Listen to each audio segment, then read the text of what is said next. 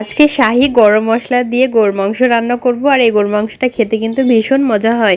সাথে কলিজা ছিল, কলিজাটা আগে ভালো করে পরিষ্কার করে নিতে হবে। তার জন্য গরম পানি দিয়েছি, সাথে একটু লবণ আর হলুদ দিয়ে এই কলিজাটাকে ভালো করে একটু জাল করে নিয়েছি। 5 মিনিটের মতো জাল করে নিয়েছি। দেখুন কতটা ময়লা বের হয়েছে।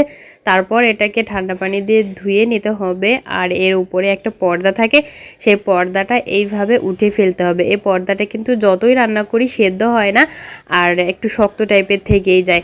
তো পর্দাটা ফেলে দিলাম। এখন ছোট ছোট করে পিস করে কেটে ধুয়ে মাংসর ভিতরে দিয়ে তারপর রান্না করব। মাংসের ভিতরে কিন্তু আমি সব মশলা দিয়ে দিয়েছি, আদা রসুন জিরা বাটা, হলুদ মরিচ, সমস্ত সব মশলা, মাংসে যত মশলা দিতে হয়। আর সাথে তো স্পেশাল শাহি গরম মশলা আছেই।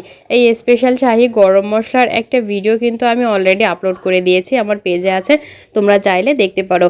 সামনে ঈদ আসছে, স্পেশাল গরুর মাংস রান্না করতে কিন্তু এই শাহি গরম মশলাটাই যথেষ্ট। তো এই যে কষানো হয়ে গেছে, ঝোলে পানি দিয়ে দিলাম আর একটু কষানো মাংস তুলে নিলাম। কষানো মাংস খেতে তো ভীষণ ভালো লাগে, তাই না? সবাই ভালো থাকবে, আল্লাহ হাফেজ।